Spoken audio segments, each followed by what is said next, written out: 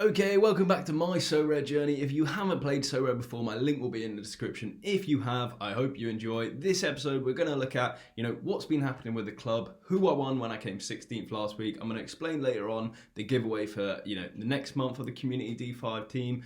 And we just look at who I've picked up. There is a big acquisition, so I hope you enjoy. And yeah, let's get into it. So, the last time we did an update, I came 16th in the Under-23s League, and, we are yet to see the reward. You might have seen it spoiled on Twitter or elsewhere, because I could not wait to open this. I wanted to make a video, but my biggest score ever, I was just refreshing until it came out. And then, who did we get?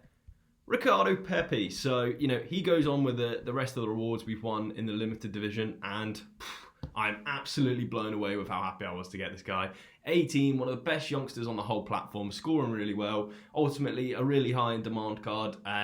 He's obviously in the MLS, which I'm not focusing on, so I was able to sell him. Currently, he's at 0.097. I think if you look on settled offers history, I sold mine for 0.113. So even there, you can see Eve's gone up in that time. So a double win for me. Got out at a nice time. So yeah, that's basically what happened there. Moving on to this week. So I am useless. I am useless at SO5. Forget I came 16th last time. I'm just awful. Look at this. Not one card, and I put out 5 teams. So let's just run through them, see what happens. So Victor Wanyama, to me, was a surprise DMP.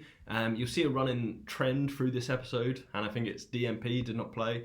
I didn't see anything about him not being able to play. All of a sudden, he's not playing as my captain in there, so I'm not reaching the thresholds.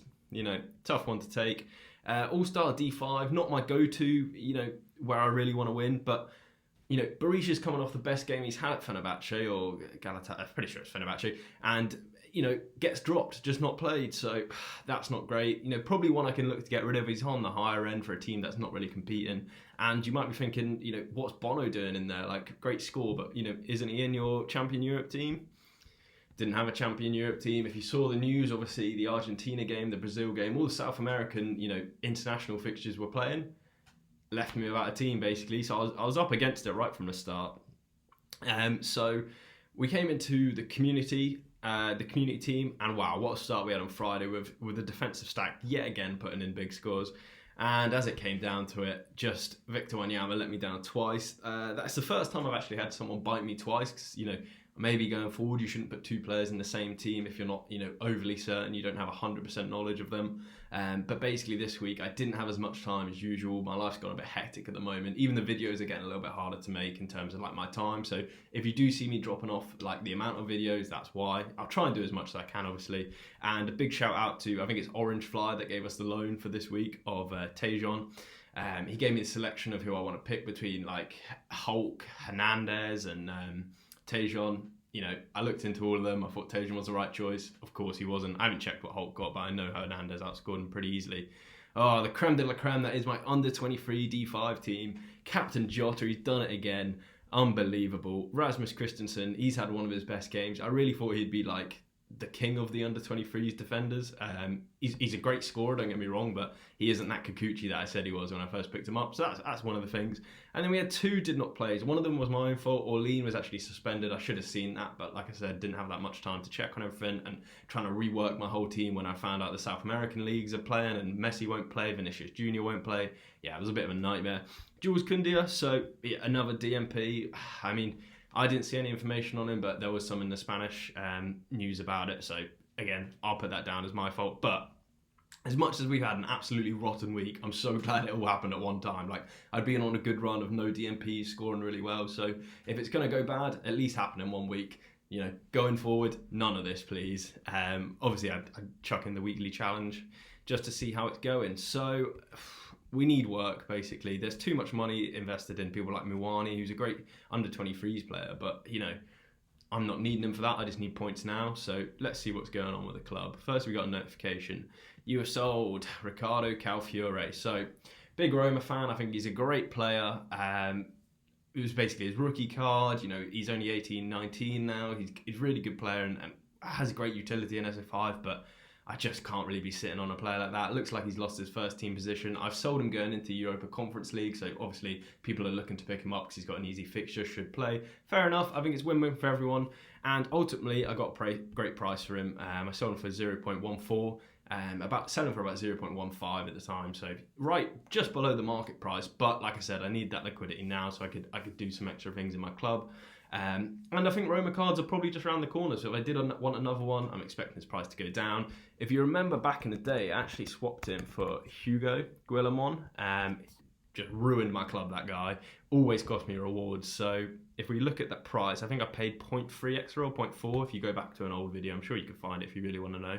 But ultimately, yeah, I've made a profit from that trade. So I'm happy, and I wish the guy the best of luck. Or gal, maybe Lilium37. So yeah, I wish them both the best of luck with Calfiore. He's a great player. But Vina starting over him at left back for, league games is really killing me. I can't sit on him. So what else has happened? Well, let's start with a big gun. Tony Cruz, there he is. So that is actually the 1 of 1,000, if you can see there. Last night, it's the first time he's going to be auctioned off, and I just thought, I'm doing my little calculations. I'm looking at De Bruyne's price. I'm looking at Kimmich's price. I'm looking at Goretzka's price. All of the top scorers in the division. He goes for well below that. So I'm like, do you know what? I'm not going to mess about. I'm just going to get the first one I see, just in case he goes up in value. Ultimately, did I overpay? No, I don't think I did. You can see right here. So, how I kind of was looking at it in my own head. Like I said, I see him in a £500 to £700 range, just based on a player like, if we pull him up here. Now this is going to be a bit silly, but Goretzka 236. My one cost 174. That's in ETH terms, ignoring the decimal place. But really, where it just goes ridiculous. Joshua Kimmich in limited averages 569, but some guy's gone out and paid almost 1 ETH for him. So if 1 ETH for 1/10 of the price, get Tony Cruz. And if I just pull up Tony Cruz quickly, he's coming back from an injury, which I think helps me on the radar for less people. Was not a silent release, but it wasn't a big release where everyone's like, oh my God, look, Tony Cruz on the platform. Karim Adeyemi from Salzburg stole that, thankfully. So that was my thinking at the time. It's probably a good time to pick him up. Look, average is higher. 1/10 for the price. That's what I would do. Like, obviously, I'm trying to be a D5 whale here, but I'm not just throwing money out there all over the place, like, buying up the best players on the game regardless of the price. I am trying to use, a bit of logic behind my pricing. And initially, I was actually upset because I would have got the 2 of, there's the 2 of 100 for, was that £160 cheaper? And then as time went on, let's get this out of the way, it looks like he's slowly creeping back up to where if you wanted him right now, you would be paying more than I paid for the 1 of 1,000. So 1 of 1,000 has better collectability. It looks cooler. I'm probably not going to sell him at all, really. He's just going to sit in the Champion Europe side with Messi and hopefully sweep up rewards. So yeah, I'm really happy with that. I wasn't at the time. When the 2 of 1,000 went, I was like, you idiot. You've paid so much for a card that you don't really care about. Because in one of the other episodes, I'm sure I said I got rid of Casemiro because I couldn't really support Real Madrid and his scores weren't doing to go.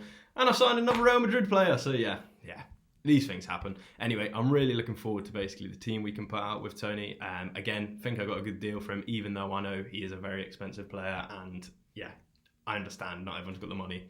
I don't want to be one of those guys that just dosses about it. But Javier Hernandez, so Raul Ruiz of the Community D5 team, the giveaway team, he got injured, so I sold him and I had to get in a new player. I thought, Hernandez was an option I had for this weekend that, didn't score, that scored better than the player I got, so we'll go for him, see how he does. He's playing with LA Galaxy, who hopefully can go through to the next stage of the MLS. I'm definitely not an MLS master or, don't even know that much about it, to be honest, but I know Hernandez is a good scorer there. I know he's always obviously good in the Premier League, and he's a lot younger than I thought he was, so ultimately that should be good. I'm just going to check Hulk's score, because I had the option of picking up Hulk.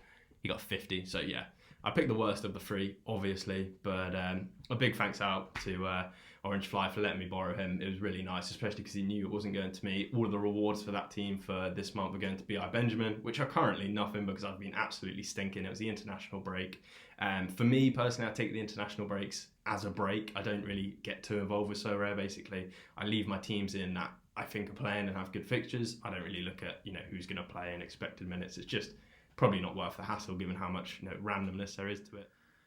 Okay, so just to finish off, we got a couple more acquisitions. We've got Palacios from Leverkusen and Omar Solé from Salzburg. Basically, the plan is, whilst I've got enough players to fill teams out, I don't really want to build into Challenger and have to buy a goalkeeper. It's just by basically injured FC. I don't really think there's anything wrong with buying players that are injured, that are undervalued, that as soon as they're back fit, they're going to be playing, they're going to go up in value. It seems like something that's easy to do, and it basically is. So if you have the available players, I would suggest doing that. Try find someone that's back immediately, not out for a long time, like Palacios is already playing again. So that's good for me. Be aware, comes with its risks. I bought Kang in goal and he's out for the whole season and I didn't know that when buying him. So obviously do that. And then looking at our team before we get into how to enter the giveaway. We'll start with the D5 champion Europe because, wow. I mean, look at that team. Messi, Cruz, the Sevilla stack, Vinicius Jr. It really needs to start winning some rewards, and I really hope it can, podium, basically. But obviously, a lot more players are playing D5. So, consistent good rewards, I'll take it. Let's just hope it can perform. And then the under-23s team, pretty much same as it was before. Very solid. Salzburg defence. Frimpong either booms or busts with his scores, which I like.